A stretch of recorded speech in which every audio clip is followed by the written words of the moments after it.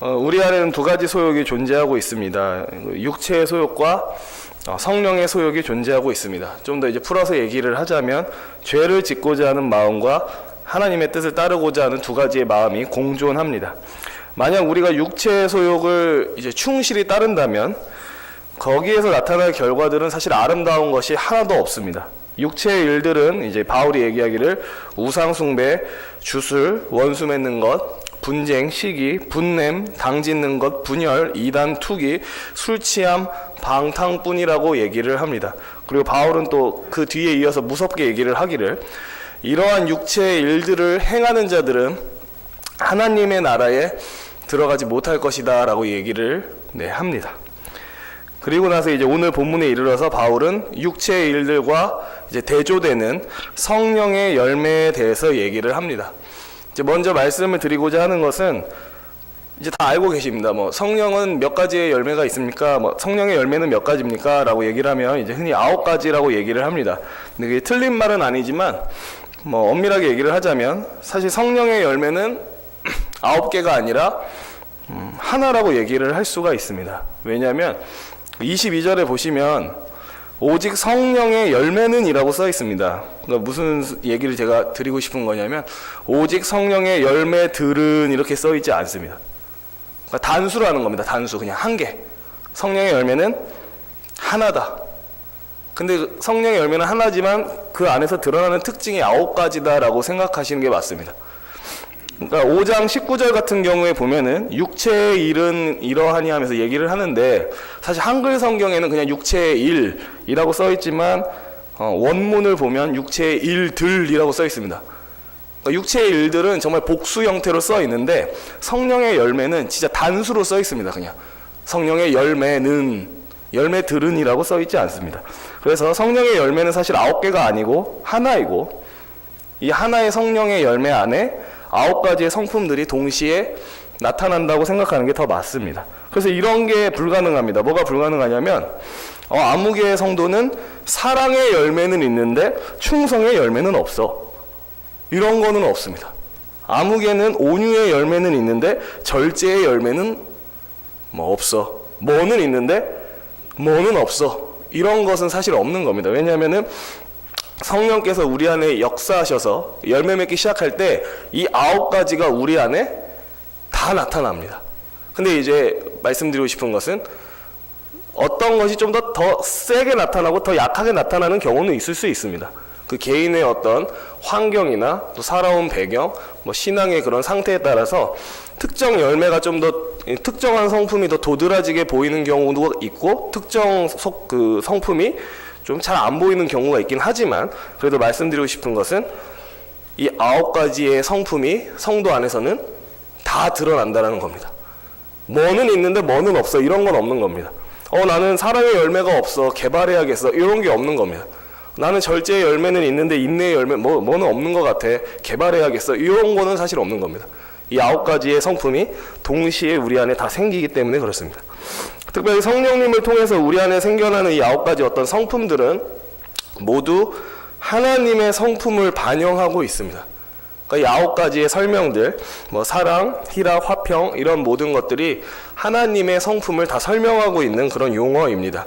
그러니까 한마디로 성령 하나님이 우리 안에서 하시는 일이 뭐냐면 우리로 하여금 하나님의 성품을 담는 일을 하신다는 겁니다. 그래서 우리가 잘 아는 찬송가도 예수님 닮기를 내가 원합니다라는 이런 게 사실은 실제적으로 성령님이 우리 안에 오시면 우리를 바꿔 나가시면서 실제 하나님 닮은 사람으로 점점 빚어 가신다는 겁니다. 이 9가지 성품들에 대해서 간략하게 쭉 얘기해 보도록 하겠습니다. 사랑은 이제 성경도 말하거니와 일단 하나님은 사랑이시다라고 얘기를 합니다. 또 하나님께서는 우리를 향한 사랑을 보여주시기 위해서 확실하게 증명하시기 위해서 아들을 보내주셨습니다. 하나님께서 우리를 먼저 사랑하셨고 또 무엇이 사랑인지 우리에게 보여주셨기 때문에 사실 우리 역시 사랑하는 자들이 되어야 되는 것은 너무 마땅합니다. 희락은 이제 기쁨과 즐거움을 의미하는 단어입니다. 하나님은 모든 것을 자신의 기쁘신 뜻대로 행하시고 또 이 하나님은 영원전부터 기쁨 가운데 거하고 계셨고 그 기쁨을 주고자 우리를 만드신 분이십니다. 또한 그리스도께서도 말씀하시기를 내가 아버지의 기쁨을 너에게 줄 것이다 라고 그렇게 얘기를 하셨습니다. 내가 그것을 위해 이 땅에 오셨다 라고 얘기를 하셨습니다. 그리고 이 은혜를 깨닫는 자들은 자연스럽게 기쁨을 누리는 일들이 일어납니다. 화평은 분쟁이 종식되고 나서 찾아온 평화를 얘기합니다. 그냥 마냥 평화로운 의미가 아니라 어떤 갈등 상황이나 분쟁이 있었는데 이것이 해결되고 찾아오는 평화를 이제 화평이라고 얘기를 합니다. 아시다시피 예수 그리스도께서 오심으로 말미암아 하나님의 원수 되었던 우리가 하나님과 평화를 누릴 수 있게 되었습니다. 그래서 예수 믿는 자들은 문제를 일으키는 자들이 아니라 이 화평의 은혜를 입은 자들인 만큼 화평을 만드는 자들로 살아가는 것이 마땅하다고 얘기할 수 있습니다. 오래 참음은 정말로 말 그대로 오래 참는 겁니다. 이 하나님의 오래 참으심이 있었기 때문에 사실 모든 죄인들이 소망을 가질 수 있게 되었습니다. 만약 하나님께서 오래 참지 않았다면 모든 죄인들은 이미 멸망당해서 지옥 불구덩이로 떨어지고도 남았을 것입니다. 하지만 하나님께서 오래 참으심으로 말미암아 우리 죄인들에게 회개할 수 있는 기회를 허락하셨고, 또 하나님께서 우리의 약함에 대해서 오래 참음으로 말미암아 또 우리를 포기하지 않으심으로 말미암아 우리에게 구원의 소망이 생기게 되었습니다. 그래서 우리가 항상 하나님의 오래 참음을 생각하면서 우리 또한 내 주변에 있는 어떤 이웃들에게 오래 참음을 보이는 것이 사실 마땅하다고 얘기할 수 있습니다. 자비는 타인에게 지극하게 관대함을 보여주는 겁니다. 그러니까 그 사람한테 어떤 받아야 될 분량보다 더 넘치게 베푸는 것을 자비라고 얘기할 수 있습니다. 당연히 자비의 최고의 모범도 하나님이십니다. 하나님은 부족하고 연약하고 더딘 우리에게 관대하시고 우리가 받아야 될 것 이상을 항상 베푸시는 분이십니다. 그래서 사실 하나님 앞에서 내가 행한 만큼 받았어 라고 얘기하기가 어렵다는 것을 다 알고 계실 겁니다. 왜냐하면 하나님은 우리가 행한 만큼 주신다라는 느낌보다는 아니 나는 별로 한 것도 없는데 이렇게 많이 주시지 할 때가 훨씬 많습니다. 왜냐하면 하나님께서 자비의 하나님이시기 때문에 그렇습니다. 네가 1을 했으니까 내가 1만 준다. 사실 저는 양심적으로 내가 1을 해서 1을 받았다라고 얘기할 수 있는가를 좀 어려운 것 같습니다. 하나님께서 항상 더 주셨기 때문에, 내가 한 것보다 후하게 주셨기 때문에, 하여튼 하나님께서 이렇게 자비의 모습을 우리에게 보여주셨고, 우리가 이런 자비를 입은 자들인 만큼 또한 자비를 실천하는 자들이 되는 것도 사실 마땅합니다. 양선은 타인을 유익하게 하는 것, 어떤 베풀기를 좋아하는 것을 의미합니다. 그리고 내가 누군가한테 무언가를 베풀었을 때 상대방이 기뻐하는 것을 보고 함께 기뻐하는 것을 양선이라고 얘기할 수 있습니다. 충성은 신실함, 믿을만함, 한결같음을 의미하는 그런 성품입니다. 성경 내내 나오는 것이지만 하나님께서는 신실하셔서 변함이 없으셔서 그 백성들을 향한 사랑을 접지 않으셨고, 또 하나님은 한결같으셔서 그분의 약속을 변개하지 않으셨다는 것을 다 알고 계실 겁니다. 그리고 이 하나님 앞에서 역시 우리 또한 신실하게 우리 하나님과 이웃들을 사랑하는 그런 믿음직스러운 사람이 되어야 되는 것도 사실 마땅합니다. 온유는 온화하고 친절한 것을 얘기를 합니다. 예수님께서도 스스로에 대해서 말씀하기를 나는 마음이 온유하고 겸손하니 내게로 와서 배우라라고 얘기하신 적이 있습니다. 사복음서를 읽으면서 항상 느끼시는 거겠지만 예수님은 그의 제자들에게, 또 그를 따르는 무리들에게, 그를 찾는 자들에게 항상 온화하게 대하셨음을 우리는 보게 됩니다. 마지막으로 절제는 단순히 하고 싶은 것을 하지 않는 것을 얘기하진 않습니다. 나 이거 하고 싶지만 안 할래, 요게 절제라기보다는 하나님의 영광을 위해서 헌신하는 것을 절제라고 얘기를 합니다. 좀 더 풀어서 얘기를 하자면, 내가 뭐를 이렇게 하고 싶지만 이것이 하나님의 영광에 기여하지 못할 것 같고 그닥 가치 있는 것 같지 않으면 안 하는 게 절제입니다. 그러니까 뭐를 하고 안 하고를 고려할 때에 이게 하나님께 영광이 될까? 하나님께 영광이 되지 않을까를 고려해서 하고 말고를 이제 가고 멈추는 것이 절제라고 얘기할 수 있습니다. 이러한 성령의 열매는 이제 바울이 말한 대로 금지할 법이 없는 것들입니다. 이 9가지의 어떤 성품들은 솔직히 말하면 사회법으로 막을 이유가 없는 것입니다. 누가 온유한 사람을 법으로 제재하겠습니까? 누가 사랑의 사람을 법으로 제재하겠습니까? 누가 자비를 베푸는데 법으로 제재하겠습니까? 이 성령의 열매는 법으로 금지할 것이 없는 그런 정말 온전한 것들 뿐입니다. 그래서 저는 가끔 상상을 하게 되죠. 교회 안에 있는 모든 성도들에게 이러한 성령의 열매가 충만하게 맺히면 그냥 교회에서 천국을 경험하겠구나라는 생각을 많이 하게 됩니다. 하지만 예수 그리스도를 믿고 성령을 받았다고 해도 사실 그 사람이 하루아침에 다른 사람이 되지는 않습니다. 이것을 이미 다 알고 계십니다. 저도 스스로의 체험상 다 알고 있고 또 여기 계신 성도님들도 다 알고 계실 겁니다. 왜냐하면 거듭난 신자 안에도 여전히 죄의 유혹과 활동이 존재하기 때문에 그렇습니다. 그러니까 예수 믿는다고 해서 성령 받았다고 해서 죄를 짓고 싶은 마음이 완전히 달아나는 것이 아니기 때문에 예수 믿고 180도 달라지는 일들이 확확 일어나지는 않습니다. 근데 이제 그럴 때마다 우리는 이제 24절의 말씀을 항상 기억해야 됩니다. 우리 24절 말씀을 함께 읽어보도록 하겠습니다. 24절 읽겠습니다. 그리스도 예수의 사람들은 육체와 함께 그 정욕과 탐심을 십자가에 못 박았느니라. 아멘. 그러니까 예수 그리스도께서 십자가에 못 박혀 죽으실 때 그분과 연합된 우리도 십자가에 못 박혀 죽었다는 것을 다 알고 계실 겁니다. 예수님이 십자가에 못 박혀 죽으실 때 그분만 죽으신 것이 아니라 믿음으로 그분과 하나 된 우리도 십자가에 못 박혀 같이 죽었습니다. 그때 또 무엇이 같이 큰 타격을 받았냐면 우리 안에 있던 죄 역시 심각한 타격을 받았습니다. 그러니까 예수 그리스도께서 죽으실 때 믿음으로 그와 하나 된 우리도 같이 십자가에 못 박혀 죽었고, 그러니까 영적으로 죽었다라는 겁니다. 영적으로 십자가에 못 박혀 죽을 때 뭐도 같이 공격을 당했냐면 우리 안에 있던 죄도 같이 공격을 당했다라는 겁니다.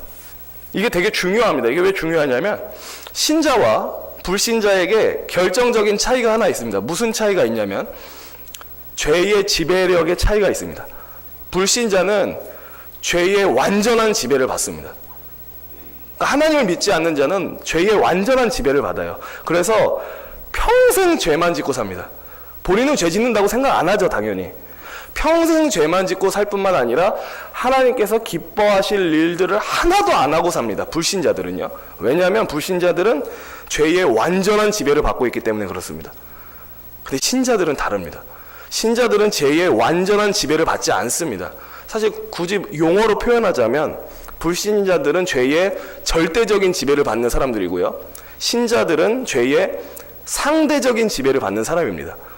그러니까 죄가 우리를 완전히 꼼짝도 못하게 할 수 있는 그런 것이 아니라는 겁니다. 신자들은요. 불신자들은 그 죄의 올무와 멍에와 그 사슬에 매여서 죄 짓는 것 외에 다른 거 못합니다. 근데 신자들은 다릅니다.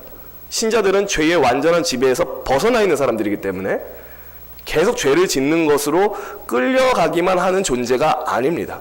그러니까 신자는 영적 전쟁이 가능한 존재라는 거죠. 죄의 완전한 지배에서 벗어났기 때문에. 근데 어떻게 죄의 완전한 지배에서 벗어났느냐?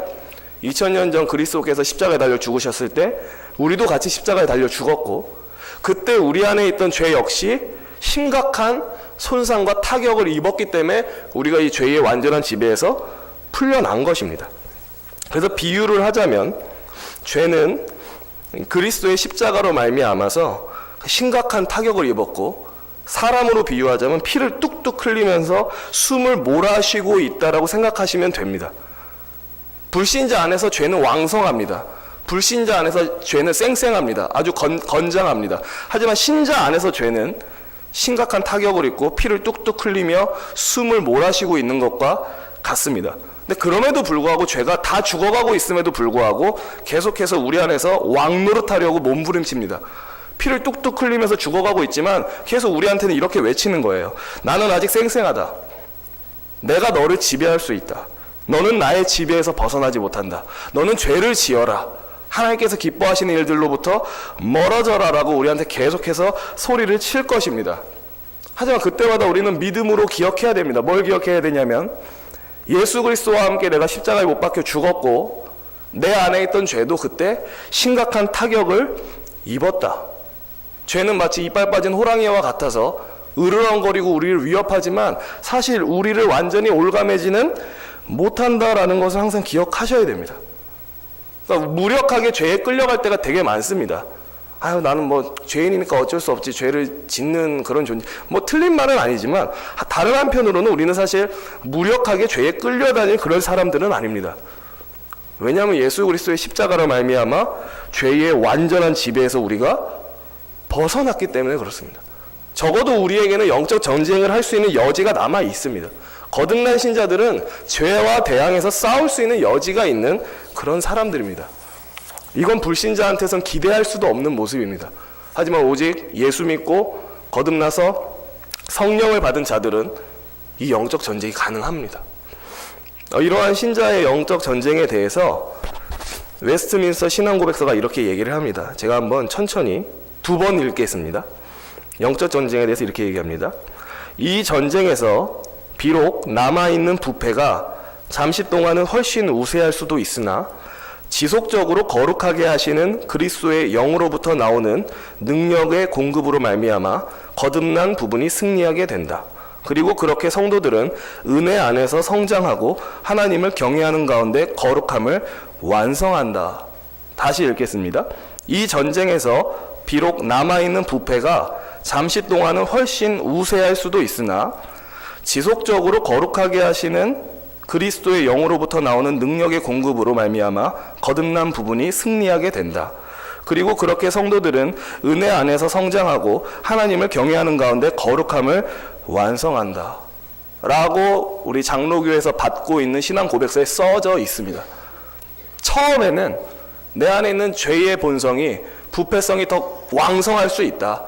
하지만 끝내는 성령의 도우심으로 말미암아 거듭난 나의 새로운 그 본성이 승리할 것이고 하나님께서 기뻐하시는 거룩함에 다다르게 될 것이다 라고 얘기를 합니다. 그렇습니다. 처음에는 죄의 세력이 내 안에 우세할 수 있습니다. 하지만 끊임없이 우리가 믿어야 됩니다. 뭘 믿어야 되냐면 그리스도의 십자가에서 나도 함께 죽었고 내 안에 있던 죄도 반죽음 상태, 반죽음을 넘어서 죽음에 가까운 상태로 심각한 타격을 입었다. 죄는 더 이상 나를 완전하게 지배할 수 없다라는 사실을 믿음과 동시에 내 안에 계신 성령님이 나를 거룩하게 빚어서 하나님을 닮게 하실 것이다라는 것을 믿으셔야 됩니다. 믿으셔야 됩니다. 그것이 우리 신자들이 점점 거룩해지는 그런 방법 중에 하나입니다. 하지만 이제 여기서 한 가지만 더 말씀드리고 싶은 것은 그런 성장이 더딜 수 있다는 것도 항상 기억하실 필요가 있습니다.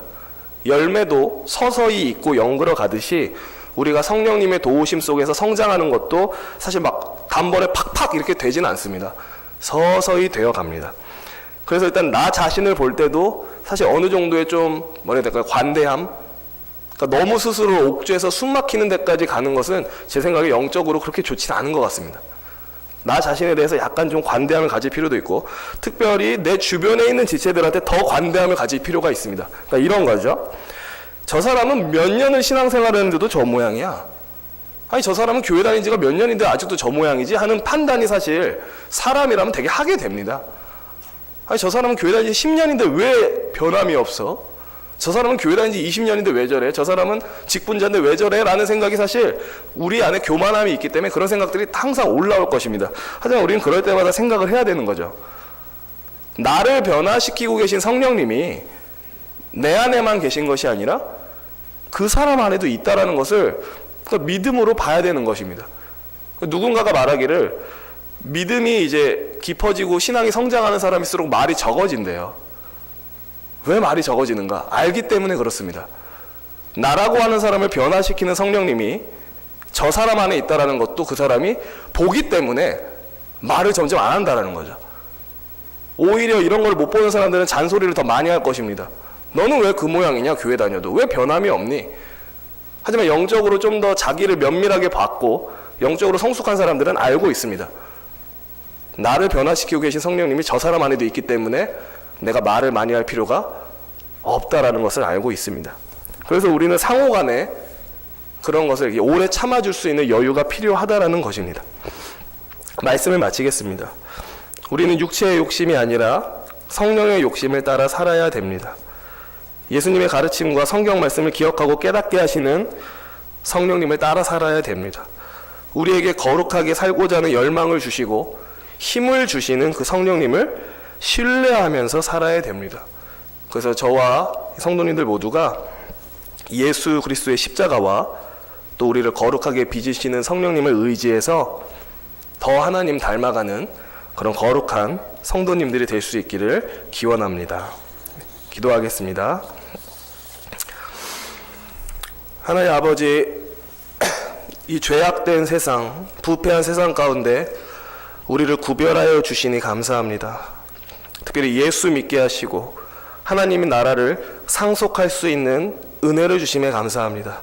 특별히 주님, 우리가 이 땅을 살아가는 데 있어서 정말 거룩한 당신의 군사로 살아가길 원합니다.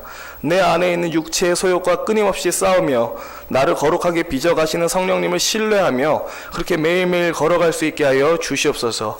죄가 우리를 향해서 사납게 부르짖고 우리를 지배하려고 할 때마다 우리는 예수 그리스도의 십자가를 기억하고 믿으며 내 안에 있는 죄의 세력을 무찌르게 하여 주시옵소서. 그리하여서 우리가 날이 갈수록, 달이 지날수록, 매해가 지날수록 조금씩 하나님을 더욱더 닮아가는 당신의 참 자녀 되게 하여 주시옵소서. 믿음의 주여 온전케 하실 주 예수 그리스도의 이름으로 기도합니다. 아멘.